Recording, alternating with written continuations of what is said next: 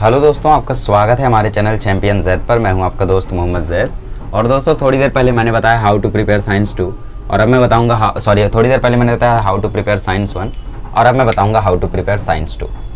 तो बताने का मेथड वही है, गुस्सा शायद थोड़ा कम करूँ मैं, ठीक है। गुस्सा मैं देखो करता नहीं हूँ, थोड़ी बहुत एक्टिंग कर देता हूँ वो मैं, ठीक है। क्या मतलब मैं एक्टिंग करता हूँ? नहीं, एक्टिंग नहीं है। देखो, एक्टिंग इतनी नेचुरल नहीं होती है। अगर है तो इसका मतलब मैं अच्छा एक्टर हूँ, ठीक है, लेकिन मैं एक्टर नहीं बनूंगा, टेंशन मत लो। एक लाइन थी बट मैंने बोला नहीं, ठीक है। Once a teacher always a teacher. देखो, साइंस 2 चैप्टर्स बता देता हूँ। सबसे पहला चैप्टर है हेरिडिटी एंड एवोल्यूशन। दूसरा chapter life process in living organism part 1, इसमें बेसिकली आपको एनर्जी के बारे में बताया है।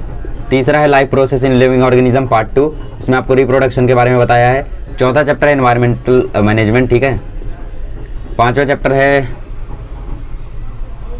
भूल गया यार मैं, पांचवा चैप्टर क्या था, चलो छठा चैप्टर है किंगडम एनिमलिया, ठीक है। सातवां chapter introduction to microbiology biotechnology, ठीक है, माइक्रोबायोलॉजी।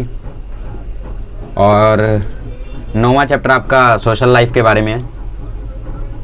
और 10वां चैप्टर शायद डिजास्टर मैनेजमेंट है ना। अब पांचवा चैप्टर क्या था मुझे वो नहीं याद आ रहा है। पांचवा चैप्टर क्या था यार किंगडम एनिमलिया से पहले? टुवर्ड्स ग्रीन एनर्जी, ठीक है। तो ये चैप्टर्स हैं। अब मुझसे कोई गलती हुई हो तो देख लेना, क्योंकि मैंने साइंस 2 की तो टेक्स्ट बुक ही नहीं उठाई कभी। लगभग मुझे पता नहीं कितने साल हो गए। साइंस 1 तो चलो ग्रेविटेशन अभी पढ़ा रहा था तो उस दिन थोड़ा बहुत देखा था। ओके, तो हेरिडिटी एंड एवोल्यूशन आसान चैप्टर है, होना चाहिए तुमसे। Life process in living organism part 1, चलो 50-50 चांस है, किसी से होगा किसी से नहीं होगा, तो सीधी लाइन ये तो होना ही चाहिए।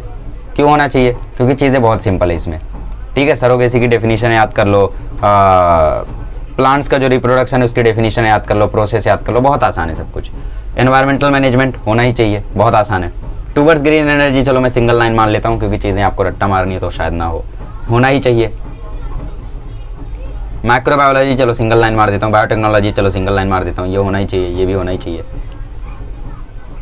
साइंस 2 में स्कोर करना इतना आसान है ना कि मैं तुम्हें बता नहीं सकता। क्यों पता है? क्योंकि तुमसे एनवायरमेंटल मैनेजमेंट से जो भी क्वेश्चन पूछेगा उसका तुम ऑन से भी आंसर लिख सकते हो। सोशल हेल्थ के बारे में तुमसे कुछ भी क्वेश्चन पूछेगा तुम ऑन से लिख सकते हो। डिजास्टर मैनेजमेंट में कुछ भी पूछेगा तुम ऑन से लिख सकते हो। तो ये इसमें कुछ चैप्टर्स ऐसे हैं जिसमें तुम ऑन से आंसर लिखोगे, कोई दिक्कत नहीं है उन्हें, ठीक है। बेसिकली वो ऑन से लिखने के लिए ही पूछते हैं कि your brother is depressed, what will you do now.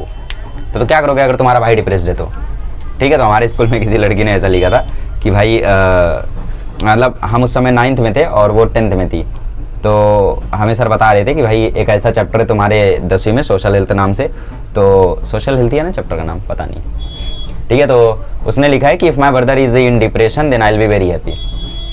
अब भाई इसका क्या रीज़न हो सकता है? एक तो मतलब सच में उसने लिखा हो कि अगर मेरे भाई को डिप्रेशन हुआ तो मैं खुश हो जाऊंगी, या तो दूसरा रीज़न ये हो सकता है कि भाई वो क्वेश्चन ना समझ पाई हो कि क्वेश्चन में बोला क्या है। हो सकता है क्वेश्चन में उसने ये लगा हो कि क्वेश्चन में बोल गया कि आपके भाई का सिलेक्शन हो गया या आपका भाई हैप्पीनेस में, ऐसा लग गया हो। तीसरी वजह भी है।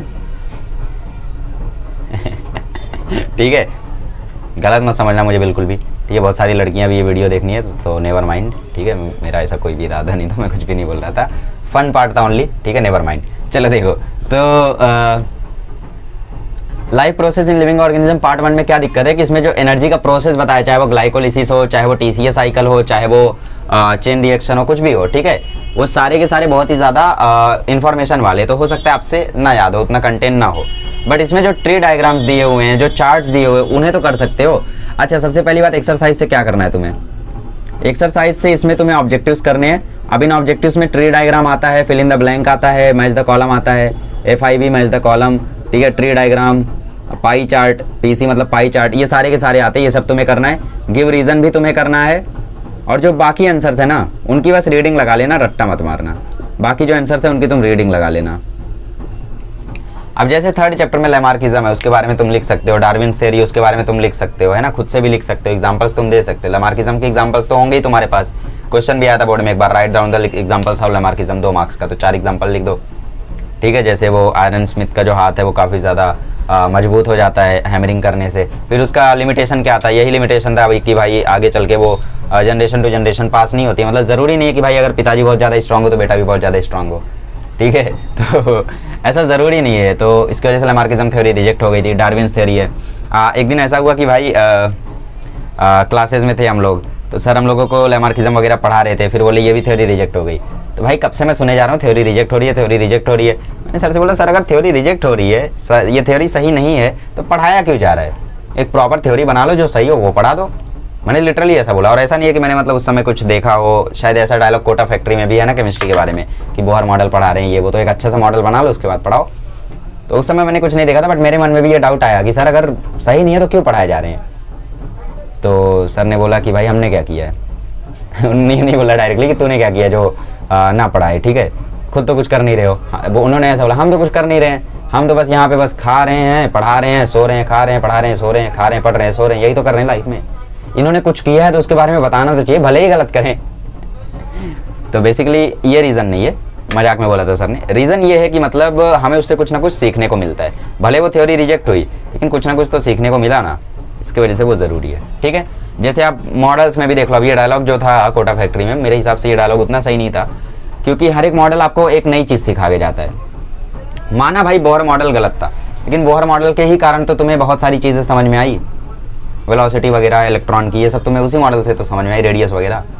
और माना हमने रदरफोर्ड का मॉडल गलत था, लेकिन हमें उसी से तो समझ में आया कि जो most of the part of the atom है वो एम्प्टी है, एम्बेडेड नहीं है उसमें इलेक्ट्रॉन्स, और ना ही वो पूरा पार्ट कवर्ड है।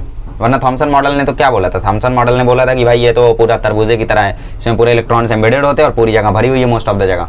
रदरफोर्ड के मॉडल से समझे ना मैं कि भाई वो ज़्यादातर जगह खाली है। तो आप बोलोगे फिर थॉमसन गलत था। थॉमसन भी गलत नहीं था, थॉमसन भी सही बोला कि उसमें इलेक्ट्रॉन होते हैं, वो गोला होता है, इतना तो बताया ना उसने। ऐसा तो नहीं बताया ना कि उसने गलत बता दिया, नहीं ऐसा भी नहीं था। तो सब लोगों ने थोड़ी थोड़ी जानकारियाँ दी, तो लैमार्किज्म ने भी एक थोड़ी जानकारी दी, और वो थ्योरी पूरी तरीके से रिजेक्ट तो नहीं की जा सकती, ठीक है, बट एक हद तक वो जो भी है, ठीक है, तो उस पर बहस नहीं करेंगे हम लोग।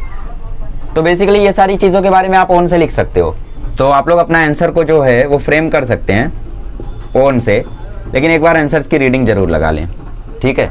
और साइंस 2 में कोशिश करें कि भाई फिल इन द ब्लैंक्स हो गया, मैच द कॉलम हो गया, ऑब्जेक्टिव्स हो गया, इन पे ज़्यादा ध्यान दो, क्योंकि मेनली आपको यही आएंगे। शुरू के 10 मार्क्स में ऑब्जेक्टिव होंगे, फिर 6 मार्क का गिव रीजन आएगा, 4 मार्क का गिव रीजन आएगा, जिसमें 3 में से आपको 2 करना होगा। पूरा गारंटी देता हूँ कि गिव रीजन तुम्हारी टेक्स्ट बुक से हो ही नहीं सकता, 3 में से हो सकता है 1 हो जाए, बट सारे के सारे नहीं होंगे कभी, ठीक है।